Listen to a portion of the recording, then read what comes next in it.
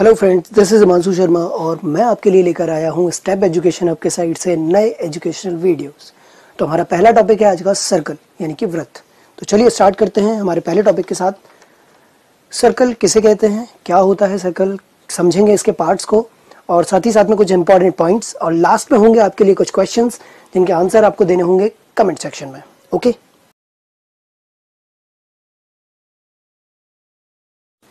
जैसा कि आप सभी जानते हैं बिंदु के बारे में यानी कि पॉइंट के बारे में, तो पॉइंट के काफ़ी सारे अगर उनको एक गोल फॉर्म में हम रखेंगे और उनको आपस में मिलाएंगे तो वो एक सर्कल का फॉर्म ले लेगा। ओके, इन पूरे सर्कल के इस सर्कल के बीचों बीच में अगर हम इसका एक सेंटर मान लें तो उसको हम सेंटर ही कहेंगे, केंद्र कहेंगे।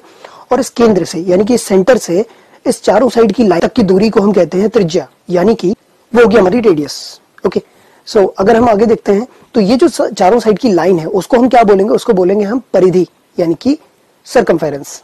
ओके, देन अगर ये जो त्रिज्या मैं बता रहा था आपको कि सेंटर से लेके और सर्कमफेरेंस तक की डिस्टेंस को त्रिज्या कहते हैं, रेडियस कहते हैं।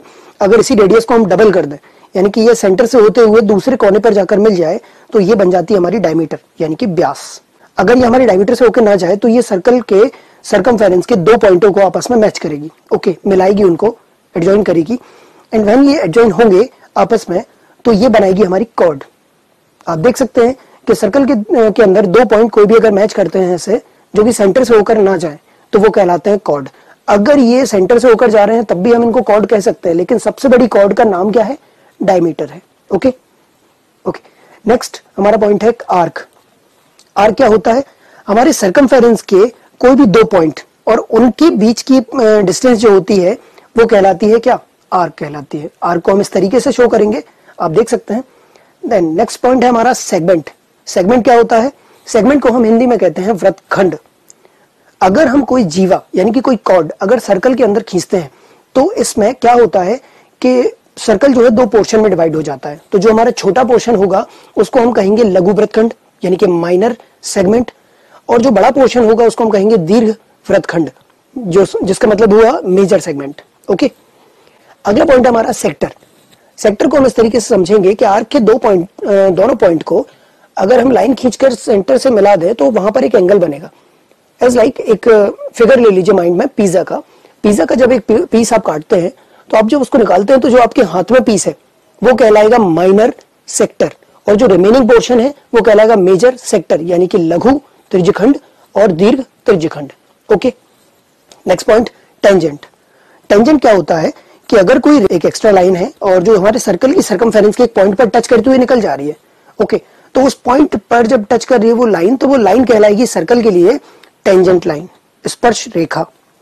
अगला पॉइंट, किसी क्वाड्रिलेटरल के चारों कोने अगर हमारे सर्कल की सर्कमफेरेंस को टच करते हैं, चारों कोने, ऐसा नहीं है कि मतलब तीन ही कोने टच करें चौथा ना करें, चारों कोने टच करने चाहिए, तब वो कहलाता है साइक्लिक क्वाड्रिलेटरल। ओके, जैसे हम हिंदी में कहते हैं चक्रीय चतुर्भुज। चलिए, सारे पॉइंट होने के बाद में हम समझेंगे दो फार्मूलाज जो कि हैं बहुत इंपॉर्टेंट। पहला है सर्कमफेरेंस ऑफ सर्कल यानी कि वृत्त की परिधि। परिधि निकालने का फॉर्मूला होता है 2πr। फॉर एग्जांपल, अगर हमारे पास व्यास 14 सेंटीमीटर हो यानी कि डी हमारे पास 14 सेंटीमीटर हो तो हमारी रेडियस कितनी होगी, रेडियस आधी होगी, तो रेडियस निकलेगी 7 सेंटीमीटर। 14/2 = 7। चलिए हम फॉर्मूला वैल्यू पुट करते हैं, 2 × पाई × r यानी कि 2 × 22/7 ये पाई की वैल्यू है, एंड r की वैल्यू हमारी 7 है। 7 से 7 कैंसिल हो जाएगा, 22 × 2 = 44 सेंटीमीटर। ओके, देन अगला पॉइंट है हमारा एरिया ऑफ सर्कल यानी कि वृत्त का क्षेत्रफल। ये है πr²। पाई की वैल्यू हमको पता है 22/7, r की वैल्यू हमने क्या कंसीडर की थी, 7, तो हम 7 ले लेते हैं यहाँ पर, 7² ओके। नेक्स्ट लाइन में हम लिखेंगे 22/7 × 7 ओके, एक 7 से 7 कैंसिल हो जाएगा एंड 22 × 7 हो जाएगा 154 सेंटीमीटर स्क्वायर। अब ये सेंटीमीटर स्क्वायर कैसे आया, r² लिया आपने तो दो बार सेंटीमीटर जाएगा, सेंटीमीटर का सेंटीमीटर में मल्टीप्लाई होके हो जाएगा सेंटीमीटर स्क्वायर। कोई भी तरह का एरिया हो हमेशा सेंटीमीटर स्क्वायर में ही आंसर आता है। चलिए, इंपॉर्टेंट स्टेटमेंट्स में हमारा पहला टॉपिक होगा, पहला पॉइंट होगा ये, अगर दो सर्कल के आर्क सेम हो तो जो सेंटर पर एंगल बनेगा वो भी सेम होगा। जैसे कि आप देख सकते हैं कि अगर हमारे चाप जो है वो समान हो तो हमारा जो केंद्र पर कोण बनेगा वो समान होगा। सेकंड पॉइंट, सेंटर से किसी कॉर्ड पर अगर हम परपेंडिकुलर डालेंगे तो वो कॉर्ड को इक्वल डिवाइड करेगा। इसका मतलब हुआ, हिंदी में समझें, कि अगर केंद्र से किसी जीवा पर अगर हम लंब डालें तो वह जीवा को दो समान भागों में विभाजित करेगा।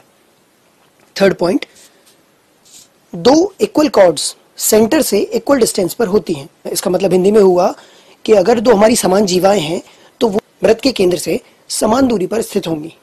चौथा पॉइंट है हमारा, कॉर्ड से सर्कल के सेंटर पर बना एंगल सर्कमफेरेंस पर बने एंगल का 2 गुना होता है।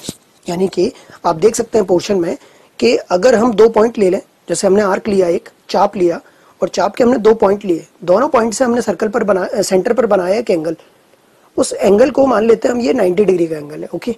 और अगर इन्हीं दोनों पॉइंट से, चाप के दोनों पॉइंट से, आर्क के दोनों पॉइंट से हम लेते हैं बिल्कुल सामने जस्ट ऊपर के साइड में एक पॉइंट ले लेते हैं सर्कमफेरेंस पर, तो वहां जो एंगल बनेगा वो 90 का आधा होगा, यानी कितना होगा, 45 होगा, ओके। चलिए नेक्स्ट, अगर हम किसी कॉर्ड से सर्कमफेरेंस पर 2 एंगल बनाएं तो वो दोनों इक्वल होंगे।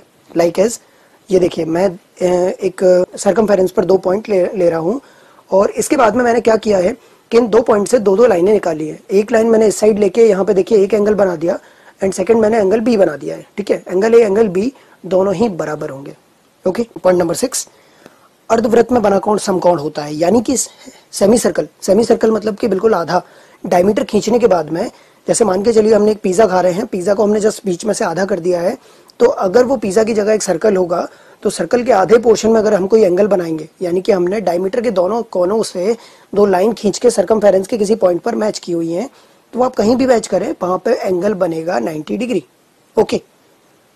नेक्स्ट कुछ पॉइंट है इसी में मुझे याद आ गए, तो मैंने सोचा कि आपको ये भी बताऊं कि दीर्घ वृत्तखंड यानी कि मेजर सेगमेंट में जब भी कोई एंगल बनता है तो वो हमेशा एक्यूट एंगल, न्यून कोण होता है, और अगर लघु वृत्तखंड में कोई एंगल बनेगा तो वो अधिक कोण होगा, यानी कि माइनर सेगमेंट में हमेशा ऑब्ट्यूस एंगल बनता है, ओके। सो 9th नंबर का पॉइंट है नेक्स्ट, साइक्लिक क्वाड्रिलेटरल में जो एंगल होते हैं आमने सामने के, वो हमेशा 180 डिग्री बनाते हैं, यानी कि चक्रीय चतुर्भुज में सम्मुख कोणों का योग 180 डिग्री होता है, ओके। 10th नंबर का पॉइंट, सर्कल के एक्सटर्नल पॉइंट से अगर 2 टेंजेंट खींचें तो वो हमेशा इक्वल होंगी, यानी कि अगर किसी बाहरी बिंदु से सर्कल पर वृत्त पर 2 स्पर्श रेखाएं खींची जाएं तो वो हमेशा कैसी होंगी, बराबर होंगी। चलिए अब मैं आपको दिखाता हूं कि अगर 2 जीवाएं, 11वें पॉइंट में हमारे, आप सुनिए, कि अगर 2 जीवाएं आपस में कट रही हों, यानी कि 2 कॉर्ड आपस में इंटरसेक्ट हो रही हों सर्कल के अंदर, और वो सेंटर से ना टच हो, तो उस टाइम हमें अगर रेडियस निकालनी हो या डायमीटर निकालना हो तो हम इस फॉर्मूले के थ्रू निकाल सकते हैं। देखिए मैं पोर्शन में डिवाइड कर रहा हूं कि एक कॉर्ड को मैंने ए एंड बी में डिवाइड कर दिया और एक को मैंने सी एंड डी में डिवाइड कर दिया, ठीक है। तो हम क्या करेंगे, A square plus B square plus C square plus D square, चारों का स्क्वायर करके इनका स्क्वायर रूट कर देंगे, जो आंसर आएगा वो डायमीटर ही निकल के आएगा हमारा, ओके। नेक्स्ट पॉइंट हम देखेंगे, 12 नंबर का पॉइंट है, अगर 2 हमारी जो वो है कॉर्ड है, अगर 2 आपस में इंटरसेक्ट करती हैं, तो मैंने इसको कुछ इस पोर्शन में डिवाइड किया है कि ए बी कॉर्ड है एंड सी डी कॉर्ड है, और ये पी पॉइंट पर हमारी इंटरसेक्ट हो रही है। कोई भी पॉइंट है, ये सेंटर नहीं है, ये बात ध्यान रखिएगा, ये सेंटर नहीं है, पी पॉइंट पर इंटरसेक्ट हो रही है, तो P A multiply P B is equal to P C multiply P D होगा, ओके। चलिए नेक्स्ट पॉइंट समझते हैं, पॉइंट नंबर 13।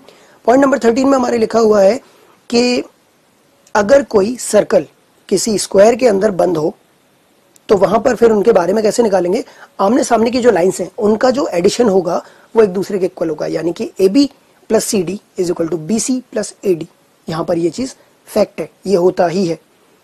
आगे देखें, अगर हमारे पास कोई साइक्लिक क्वाड्रिलेटरल है और उसके डायगोनल्स खींचे हुए हैं, यानी कि हमारे पास कोई चक्रीय चतुर्भुज है और चक्रीय चतुर्भुज के विकर्ण खींचे गए हैं, तो A C multiply B D बराबर होगा A B multiply C D plus B C multiply A D.